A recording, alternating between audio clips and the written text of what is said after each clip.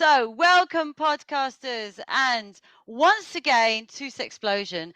My name is Caroline Chenier, and I'm your coach on all things intimacy, relationships, sex, and superconsciousness. This is my podcast teaching you about how to sexually liberate yourself to be confident, spicy, and fun around intimacy and sex, along with learning about how to build a great foundation for long lasting, passionate relationships. It is very much truly unfiltered, uncensored, and unexpected. Now, I'm really looking forward to today's topic because it's all about sex and BDSM, also known as bondage. So, my guest today is Joshua Rodriguez. He's from the USA. And he is known as Master Joshua in the BDSM leather community. He's a facilitator, educator, event promoter, and host and professional Dom. In one on one sessions, Joshua guides his clients towards self acceptance, empowering them to gain control and become active participants in their own lives. Drawing upon his own unique, hard earned, transformative experiences, he's developed personalized methods of NTSB, which is non traditional sexual behavior counseling, geared particularly towards catalyzing self actualizations. Over the past 12 plus years, his system has helped dozens to get rid of shame and see and embrace their identities as a whole and live richer, better material lives. So, need I say any more? A massive, sexy welcome, Joshua, to Sexplosion. Good morning. Thank you so much. Thank you so much for having me on. Well, thank you very much because I know we've got up extra early to be with us today, so we really appreciate that. So, My pleasure. listen, we have a lot to talk about, Joshua. So, I'm just going to jump straight in and I'm going to start. So, what I'd like to ask you first of all is how did you get into all this? It's funny because there's a lot of points, there's a lot of dots that connect that get me to this point of professional domination, and essentially, people come to me to bring change to their lives, right? To bring self-actualization and being able to find the language around the questions that they have in their minds. Is this lifestyle for me? I got into it through a few different. Again, it was a few different steps, but ultimately, I wanted to help people. And from high school, wanting to help people, I joined the military. I was in the Marines for a few years, and I developed a lot of myself, but I didn't help people the way I thought I would. And then from there, I went into law enforcement for 10 years, and that was a whole shit show. That wasn't what policeman, you're a policeman. I worked. I worked for the feds, yeah. Right. And I did that for 10 years, and that was also very unfulfilling, right? In that time, from there, I went into executive protection where I was doing bodyguard work for royal family members and politicians. And in that time, I started connecting with people professionally in the BDSM realm. By then, I had put a lot of time into my own personal development, my own skill sets, developing them, and learning how impactful and powerful communication is. When I had my first client, and it was a gentleman, we had been chatting for a little bit, and he had asked to be treated like a dog, humiliated, degraded. And at the other side of the first session, the relief that I saw in his face was life-changing. Wow. This gentleman had to be accepted as he was, and he was open enough to share some of his darker secrets with me. Can I just ask a question? Was this the first time he'd ever done this? Professionally, yeah. No, him. Oh, no, him. He was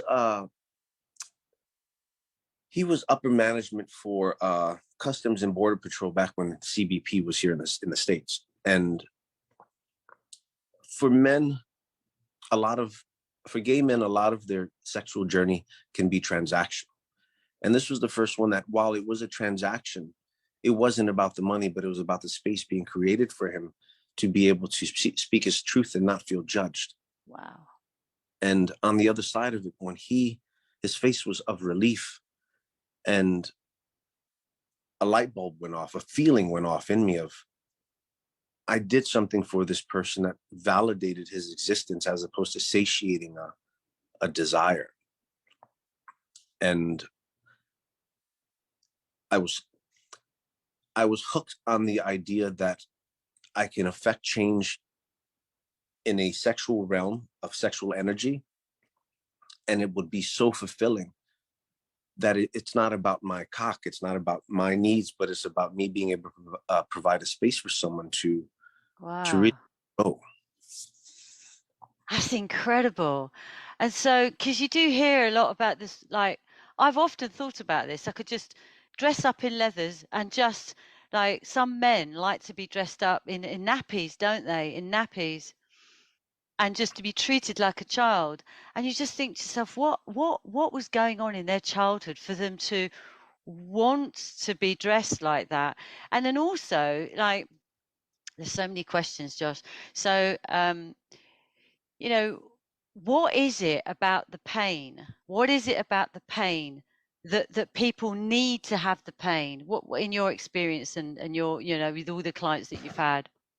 So for let me speak about the pain, and then I'll come back to the diapers, because that's another one that's very misunderstood, right? The pain is relative. What hurts one person may not be painful for another.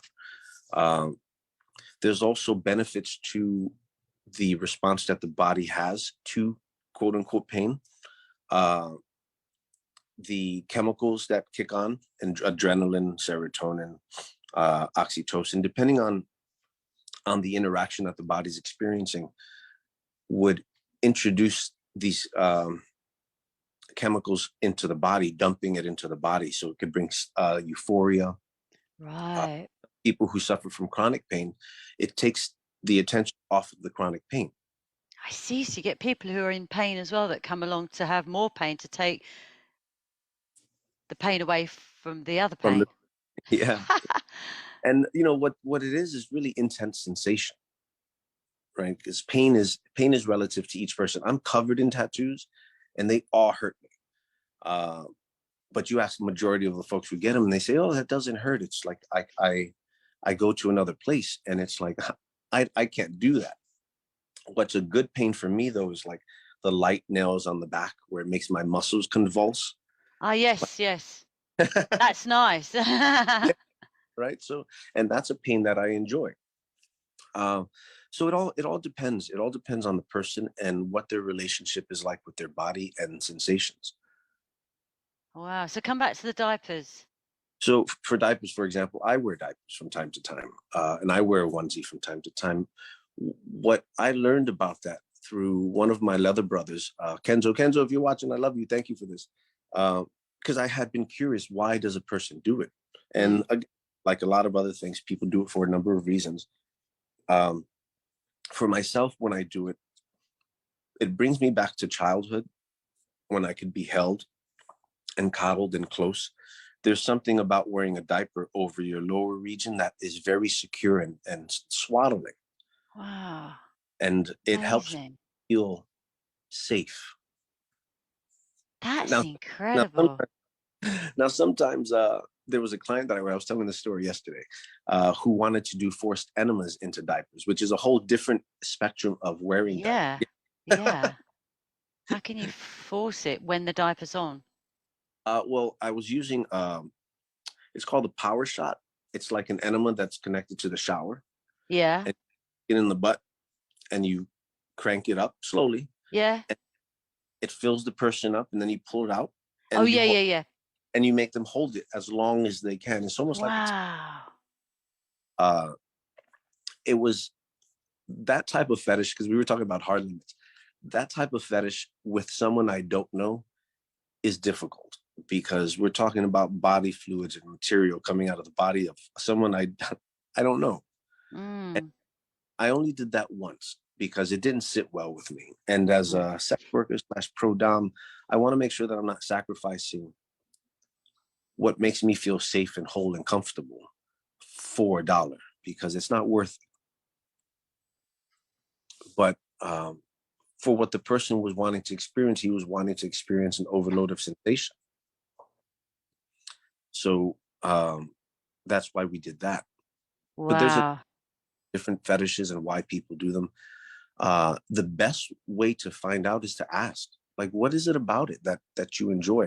Because when they open up about, like, the diapers, about being swaddled and feeling safe, like when you were a child, sometimes for a lot of folks, they weren't given that opportunity as Yeah, I children. was going to We're the ask. old, Yeah.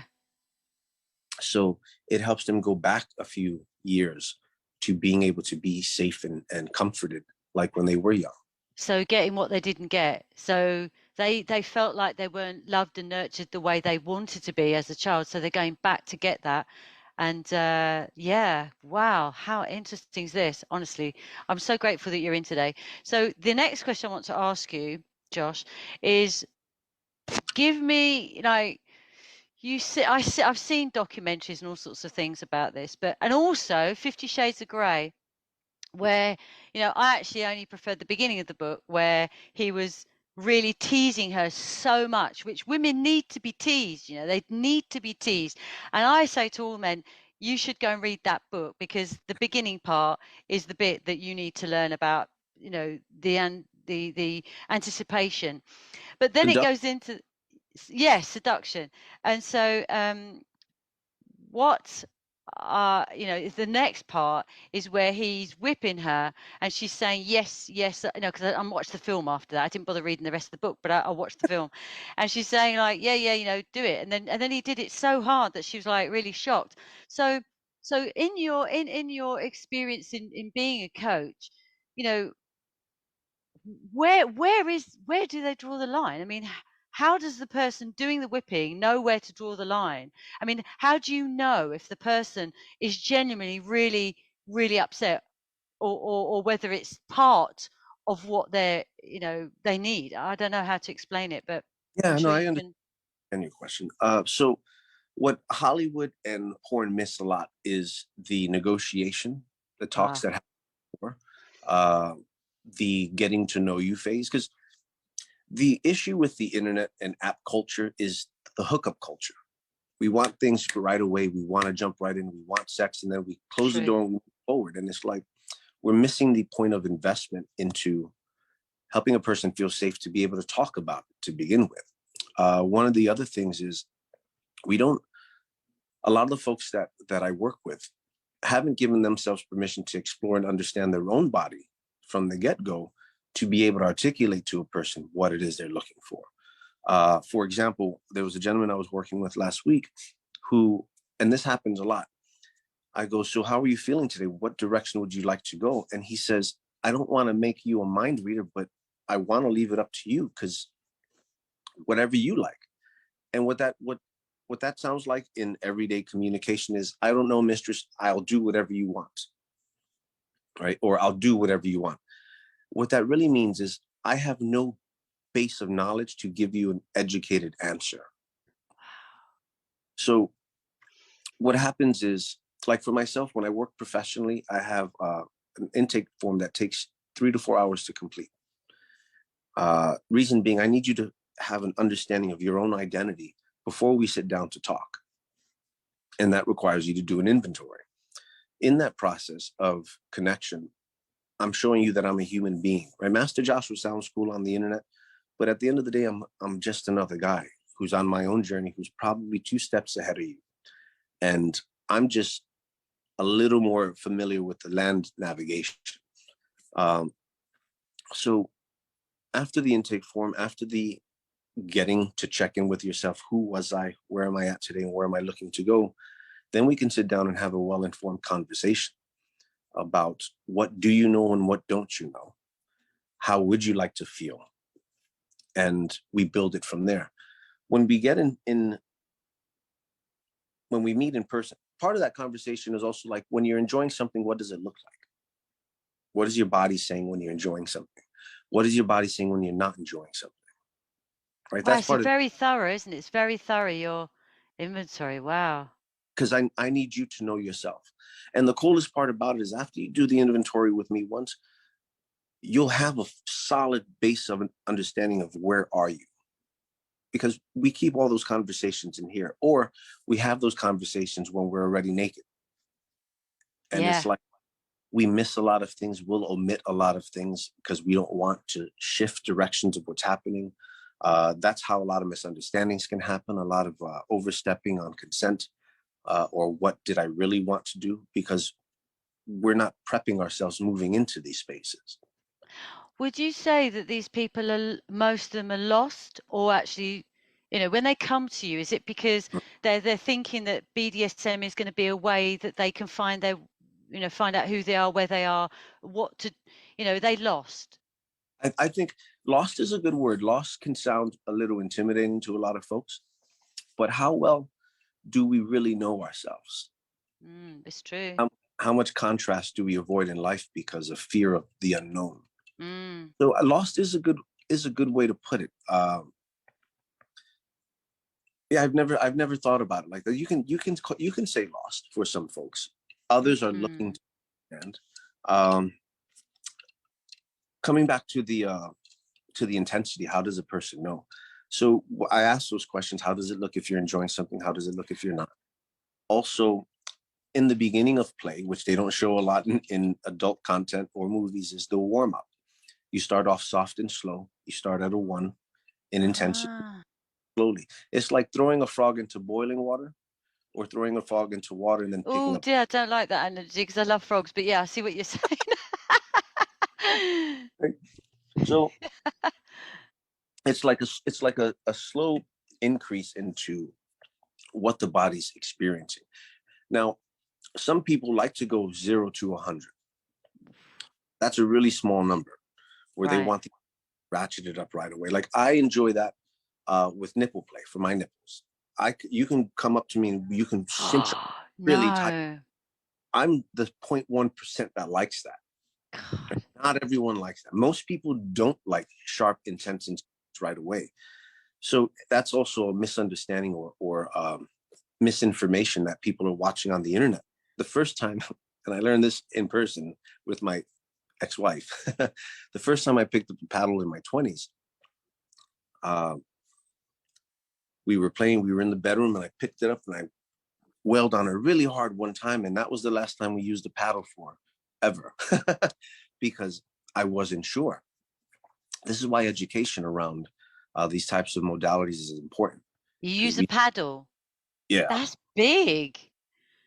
yeah, it was intense, and I mean, I that will fit the whole, like the whole pad will fit the whole kind of side, the whole woman's bottom, I would have thought, the whole they pad. they come different. They come Oh, different types. right. I'm You a thinking of couple. one of canoeing. Yeah, yeah. But that's one thing that a lot of entertainment omit is the actual build up to these scenes. I have a video on X videos that is X videos is an adult website, but the video that I uploaded was BDSM without sex, to show people what it looks like, show people what a slow buildup looks like, because that matters. Ultimately, what I'm trying to do with a person is seduce a person into saying yes, yes, yes. And the more Right. Because you're compliant, the dominant one, right? oh yeah, the more I get the compliant, more power I'll have on when I get to pull the plug, because we'll stay within the negotiated boundaries, and I'll walk us up right to the edge of everything we've talked about. And when you say, "Oh yes, more please," then I pull the plug, and it's like, we can pick this up another time. And that, Oh my God, that's the ultimate tease, isn't it? yeah, yeah, I love it. I love it. And it's very bonding, because what we realize is we can take more. We're willing to go further. We're open to trying new things, especially when you feel safe, seen, and heard with a person. Can I just ask now? So you're a coach, you're helping people to find themselves and their boundaries and all the rest of it. So is your job to sleep with them as well, to have the sex with No, them as well? no, Oh, my clients. I don't have sex with my clients. ah, What I teach my clients is body autonomy, being able to find their language, learning how to ask for what they want, amazing. uh, learning to say what they don't want. And in that, ultimately, what we're doing is laying out the framework for their curiosities and identity. So when they go out into the world with other people, they've built a system of communication that rarely are we taught. Oh, absolutely. Totally. Never taught that at school. Our parents were never taught. So we actually don't stand a chance, do we? Because our parents never learned from their parents. Their parents, it just goes right through all the generations. Nobody learns how to communicate. And so they try and communicate with the tools they've been given from their parents. And That so, weren't work. yeah, no, exactly. And that's how we all get so fucked up, really, isn't it? Because Yeah. we make up decisions and assumptions as little 3, 4, 5, 6-year-olds, and that's it, stays with us the rest of our life. There's a lot of conversation that doesn't happen around one, how are we introduced to sex? How are we introduced to our body? How are we introduced in communication? How are we introduced in building relationships, and what is the value of a relationship or connection? I learned about sex on HBO and porn, right? Most people do. Because we're afraid to have those talks, but it's a part of our identity. My dad asked me, sorry, how I asked my dad. So I came home from school at 12 years old, and I said, Dad, what does erotic mean? He said, go and ask your mother. So I went and asked my mother, and she goes, go and ask your father. I was like, oh, for goodness sake. So I go back to my dad and said, Mum told me to come and ask you. He said, it means, that is it. Yeah. Yeah. And Right? it's sad because I started having sex at 12. Wow. My parents, while they loved me, there was an absence of intimacy because they were too busy working. All right. And I found intimacy through sex. I had my first child at 19. Wow. No one told me, no one had these conversations with me around sexual identity and how to have the talks and how to say no. It wasn't until my mid 30s where I really started to find power in this whole journey. Mid 30s, early 30s. Wow. Working with that gentleman, I saw the power of this level of communication with in my personal life, in my personal relationships. It was almost like a slower build in my personal relationships because it had to be about me as well. Professionally, it only has to be about you. And I was learning a lot listening to people. And then what I would take what I was learning professionally and I'd integrate it personally. And now they're very parallel. And it's hard. I can't even say parallel because I'm still learning, always learning about myself in my personal relationships. Professionally, there's a standard to maintain. And I'm doing mostly witnessing as a professional, witnessing other people learn these tools for themselves. So I'd like to ask. So I'd like to just ask you about that because you're always saying professional. So you're saying professional is the coaching, and then what's the other one? Personal, Master. my private life. So you're saying that when you're not coaching, you're doing BDSM outside of that. So what do you do? Do you go to parties and things like that? I mean, how does it work? Is there, there parties or like sex parties, like BDSM parties, or is it just one-to-one, or is it all sorts? It's all sorts. It's all sorts. I started coming out to parties in New York City. They're like some places allow sex, some places don't. BDSM parties aren't the same as swing parties. No. Those are two parallel cultures, but they're not two of the same. Well, there's no pain in swinging. I know that much. My initial foray, a journey into BDSM parties, what I was watching was a lot of transactional connections. What are you into? This is what I'm into. What are you into? Yada, yada. And it was like we were missing the point of connection and safety. That's why when I met with that first gentleman and I worked with him professionally, it was such a contrast to what the community was showing because everyone was transactional. And if I don't know you, I'm not going to trust you with my body. Now, a lot of folks aren't told that they're okay to have that position. So what do? We say, okay, this person must know more than I do, so let's give it a shot. And more often than not, it's all pomp and circumstance and peacocking and not investment or experience. So I almost left the community when I jumped in maybe a year or two in because it was so transactional. I had an opportunity to start hosting my own events, and I changed what I wanted those events to be like. Oh, good. And I want them to be around about community. If I can know the person's names to my left and my right, I'll be a little more comfortable. Because what was happening is I'd pay to get into a party, I'd get into the party, and then there I was. I didn't know anyone. No one was introduced themselves. It was like going into a club, and it was Wow. personal. So starting to host my own events, I wanted to change that, because if we can put names to faces, we can be a lot more comfortable in these spaces and have conversations that are really important to this journey. From that, I developed, and through professional domination, I developed a weekend intensive called People Before Kink, which is, it's a space where we do introspective work before coming into the intensive. So when we come into the intensive, again, we have this foundation, this basic knowledge of ourselves. And what I do with a client when I'm one-on-one and I give you my undivided attention, it's so validating, affirming. To be seen and heard is that's one of my goals, is to make BDSM, professional BDSM, a form of therapy. Reason being, as a professional dom, what I'm doing is I'm giving you my undivided attention. I'm going to sit and hold space for you, not judge you, and hear what you have to say about your life. In that process, what people are doing, they're working through trauma, they're working through invalidations of their lives, they're working through speaking things that they've been shamed into not speaking about, and it's liberating. I can only work with one person at a time. The intensive was created so that we can put the power into the hands of the attendees. You learn how to hold space for someone. You learn how to communicate two ways with this person, so you can both validate each other. You can both be affirmed, and you can connect on ways that one wouldn't even imagine, because if we're not the same gender, if we're not the same orientation, if we're not the same religion, political views, we box ourselves away from opposing views, most people.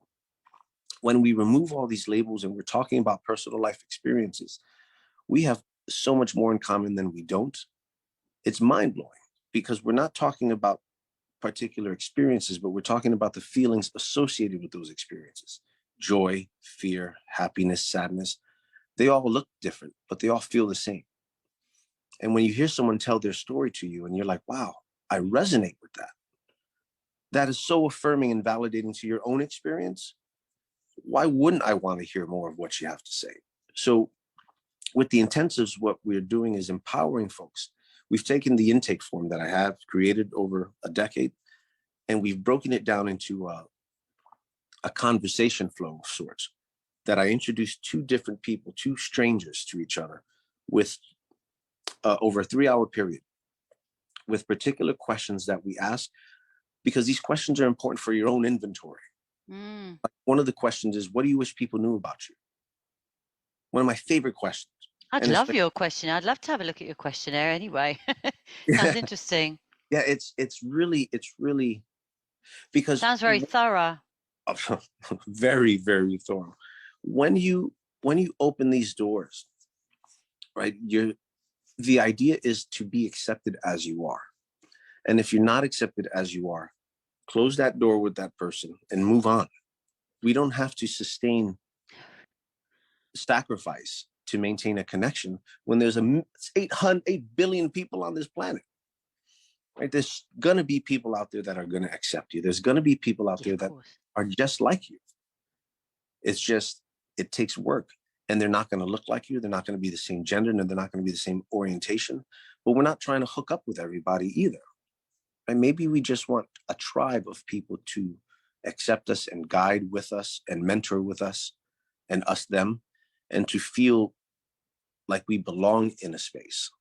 Yeah, because not everyone talks about stuff like this. And if you are into all that, you can't talk to anybody. So I can imagine a community is extremely important for those people.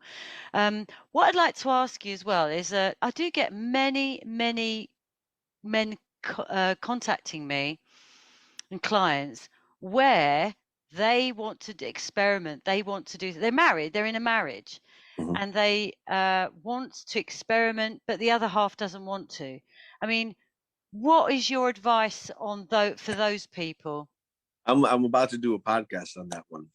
How do I introduce my partner to this who doesn't want to be a part of it? Well, one thing I would do is hire a professional.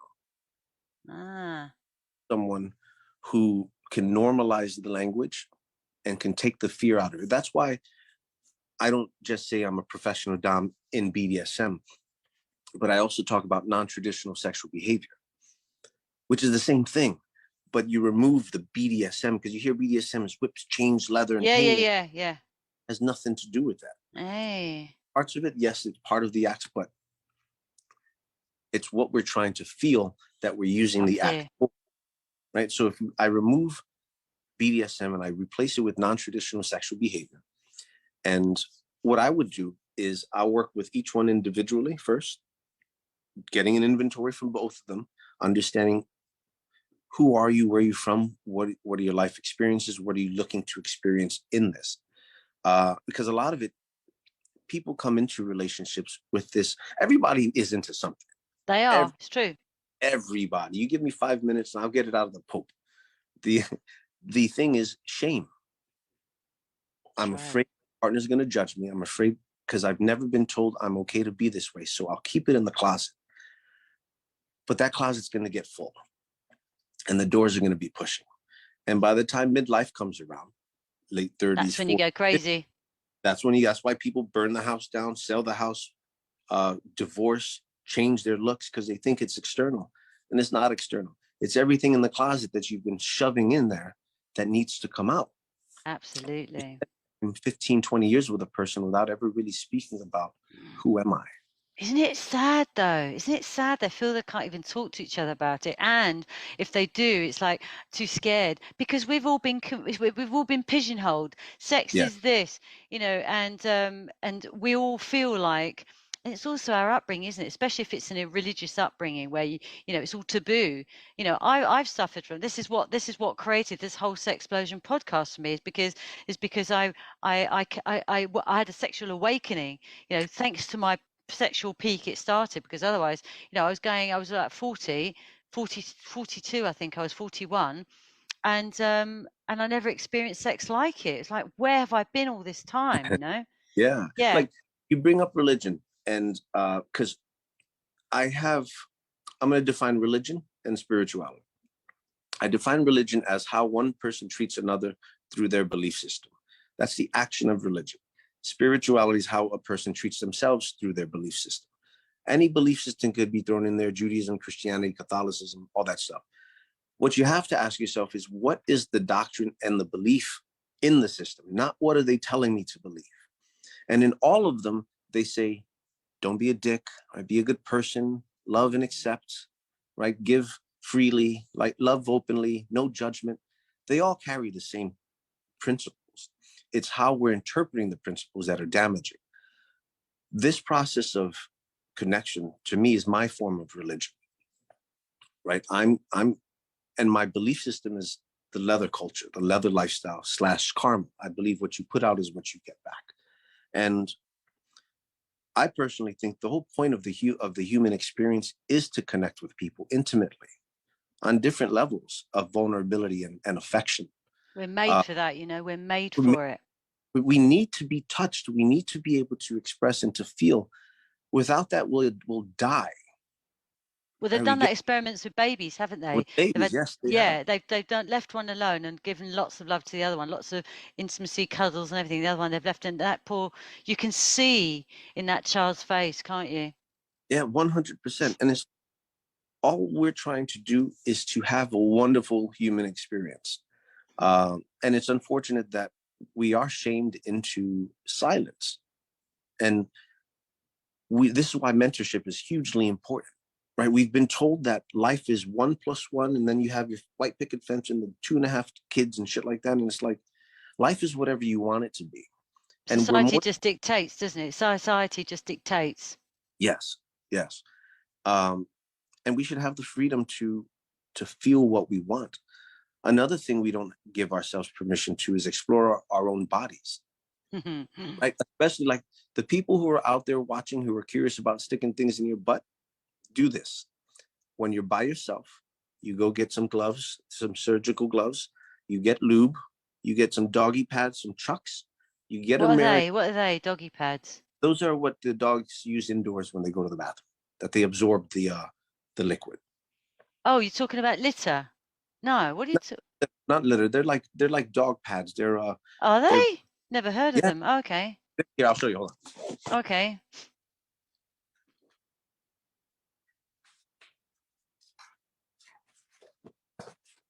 Ah, right. Okay. Yeah, yeah.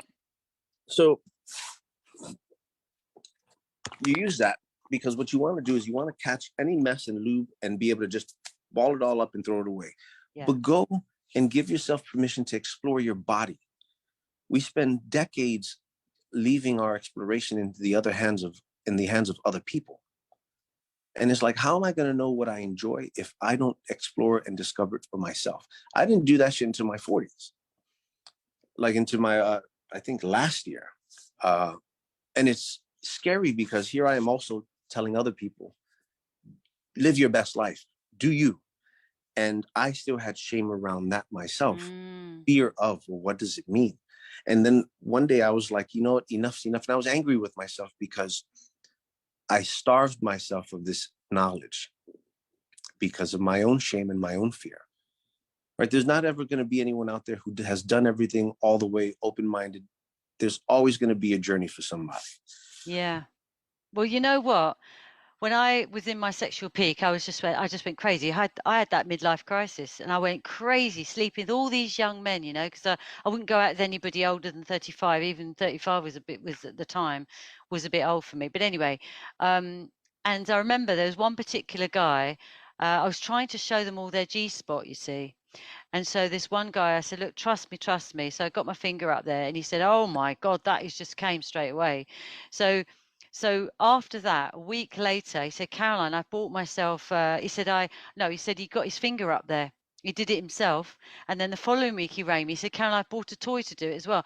Now, I was so pleased because it's like, you need to know, like you're saying, need to know what your body does and to enjoy it. But of course, like you say, the shame over it. So I used to ask everyone, can I help you find your G spot? I just say to them all the time, like I was some kind of nurse or something, you know. And but most of them would say, no way, you're not going down there, no way. And I said, yeah, but you're missing out. No, I don't care. It's all about shame, isn't it? It's all about shame. It's all about what we've been told is wrong. And there's nothing wrong as long as everyone's consenting and of legal age to give that consent. Yeah. Run with it. I mean, now I don't know about the amputations and stuff like that. That's a whole moral What thing. amputations? But there's some people who talk about castrations and really intense type of play. That's a big moral question for me. But it's only for pedophiles, really, that isn't it? For pedophiles. Well, no, that's there's submissive men out there who want to become eunuchs for mistresses. Now that's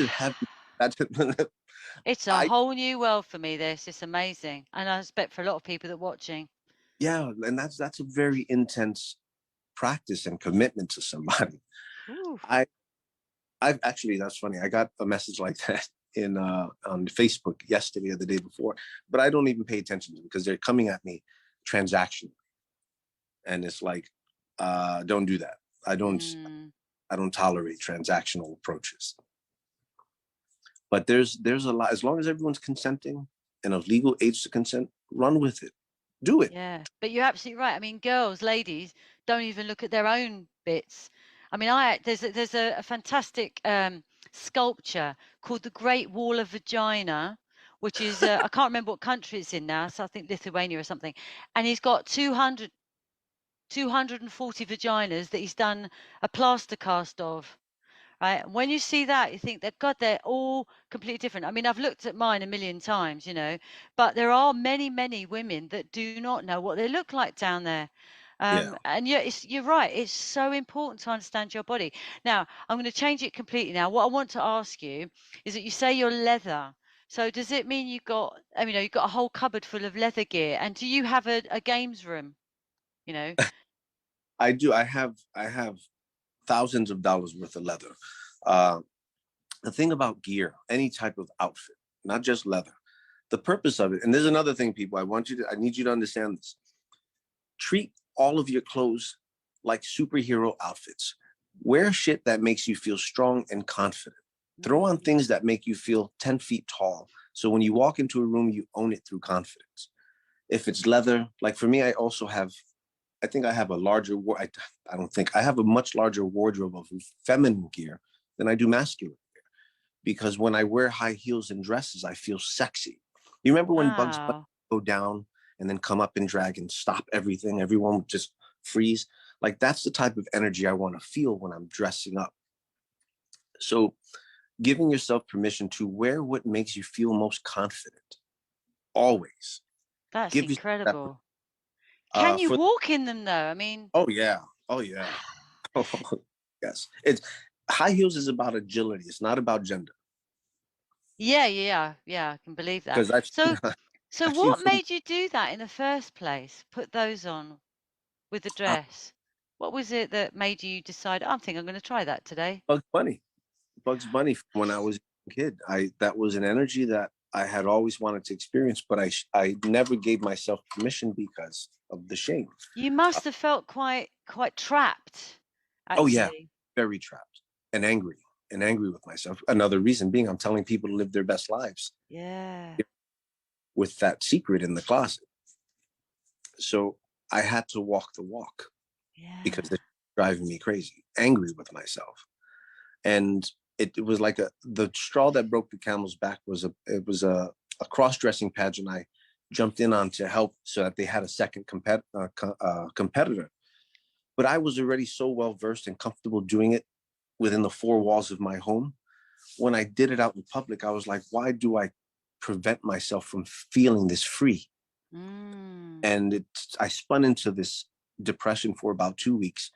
And on the other side of it was that it's, if it makes you feel strong, if it makes you feel beautiful, it makes you feel confident, if it makes you feel tall, do it. So can I ask you, are most people bisexual that do this, or describe the kind of genders that you not genders, but the sexual, uh, yeah, you know what I mean.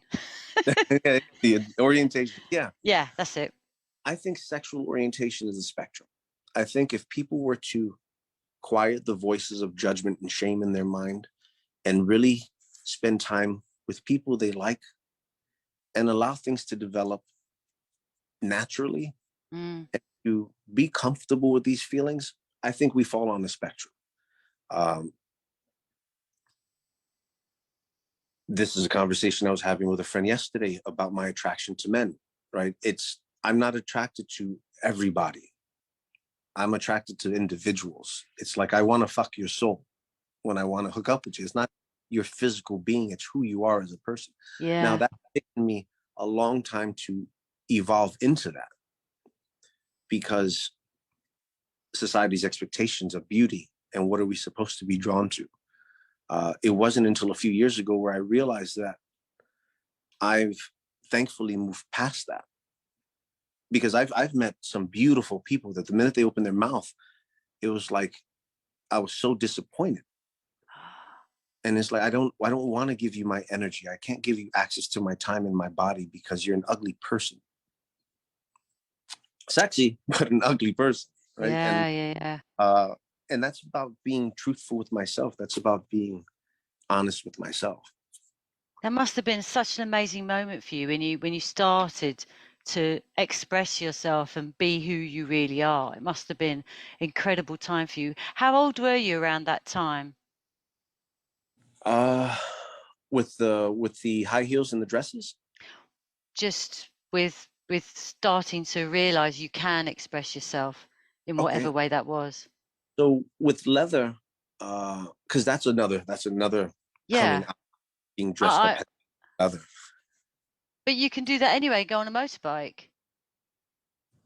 Theoretically, you can, but there you have a reason to do it. It's because you're getting on a bike. But what if I just want to go out to dinner? What if I want to go to a movie or go to a play dressed up? I don't even have a bike, right? So, and that's what I was using dressing up in high heels for. I would need an excuse to do it in order to do it, as opposed to, fuck it, I'm going to go grocery shopping in high And heels. you do that? Now I do. Now I do. And so what kind of looks do you get from the normal public? I mean, do you just don't care? You just do what you want? But you must get a lot of looks. I get a lot of looks. I get a lot of looks. And that was my fear of getting more judgment than compliments. Yeah. Yeah, because yeah. For me, it's a self-defense mode, because I fought for years with identity. Who am I? Because I'm Latino, but I look white. I grew up in a Black neighborhood. I'm not straight. I'm not gay, so I didn't have a place to call home. Yeah, I can imagine it must have been so frustrating for you. So trying to find acceptance within myself, and acceptance from other people was very difficult. So I had to figure out who I am for myself. So going out in public with the fear of being judged, I had a lot of fights when I was growing up based off of the color of my skin. What do you mean? Because you weren't Black? Because I'm Latino, but I look white, and I grew up in a Black neighborhood. Right. So I was always the minority wherever I went. And I had to fight for identity. So when I introduced my life, and then the high heels and the dresses, that's another part of my identity that I had to fight to get respect for in my mind. Truth be told, most people are cowards anyway, so they won't say it. They'll keep it in their heads. And there's going to be a kid out there, or an adult, or a senior citizen who needs to see you in your freedom to give them permission to open that. Yeah. Totally agree. And can I just ask you, is it just dresses and shoes, or do you actually put, like, you know, is it because you need to look like a woman? So do you put makeup and hair too, or is it literally Sometimes I put hair and makeup on, but that shit's a lot of work. Yeah, it is a lot of work. A lot of work. Like, so I don't do it to say I'm a woman. I do it because I want to feel feminine. I want to have my energy come out to the front. So I found a middle ground where I can wear a right hat with my outfit, but wigs are hot. Makeup is a lot of work. Like, I commend folks who do it. I haven't got any on today. I never put any on because it is so much harder. I used to be a makeup artist and hairdresser at one point, see? So that's not like, and I also don't like makeup to cover up. I like makeup to accentuate. Enhance. Like, I don't want it to mask anything. I want it, like, if anything, I'll do lipstick and eyeliner and eyeshadow. But the foundation, all that stuff, it's a lot of work. It's a lot of work. And they all put contrast and everything. They put dark hair and they put white hair, and oh my God, it's just crap. And to be honest, if I put it on, it makes me look older. It gives me wrinkles. I know that sounds weird, but it gives me wrinkles. I did a makeup, a photo shoot once, and because I had the makeup on, I was going that night to some Christmas do, and the boyfriend at the time, I said to him, "What do you think of this makeup?" Because, "Oh, Caroline, take it off. You've got wrinkles." Whereas I don't. So I took it all off. I literally just left my eyes and took all the rest off. Yeah, you're absolutely right. And you know, it's not you either, is it? Your face can't even breathe with it anyway. Yeah. But you know what? It's time now. It's time to wrap up. But it's been fascinating talking to you. And there's loads more to talk about. So you might have to come back, you know, please, if you're willing to. Okay, cool. That was a fast hour.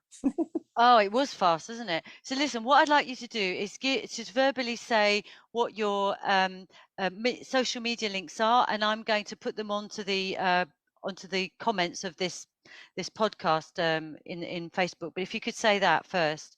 Absolutely. So I can be found at masterjoshua.com, kinkcollective.net. That's KINK collective.net.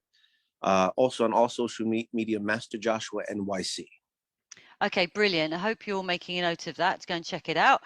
What I also would like you is to I'd like to answer one last question, if I may, and that is, if you were to meet the young 18-year-old or younger self again, what would you advise yourself?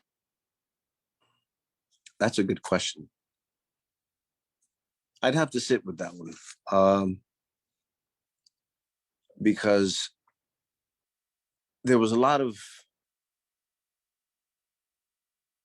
not struggle around trying to figure out who I am, who I was. Um, I'd probably tell myself life is going to be hard and it's going to be okay, Right.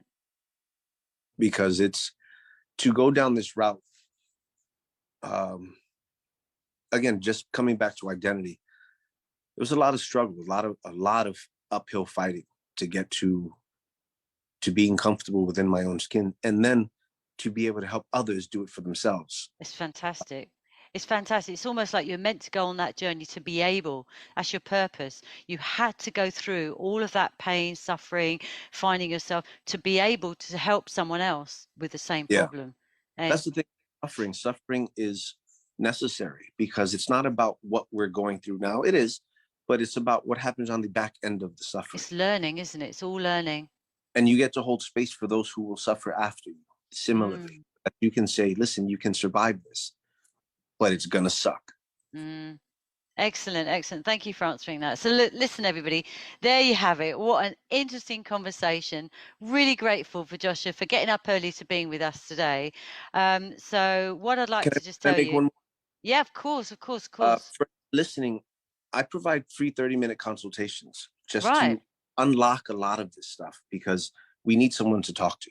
So if you're ever curious, you can reach out to me through masterjoshua.com. Tell me that you've heard about me through the podcast, and we can sit for 30 minutes and just talk through things. I'd be Well, more than happy. what I'm going to do is we're going to tag you anyway on when it's out on Spotify in a couple few days' time. We will tag you so people will be able to. But at the end of the day, definitely there are going to be a lot of listeners out there that are curious and would love to speak to you. So yeah, please everybody go ahead and do that. So come right back here for more explosive, unscripted conversations. Hope you've enjoyed listening to this week. Thank you all so much for taking the time to tune in. See you next time. To your success, I'm out. Thank you.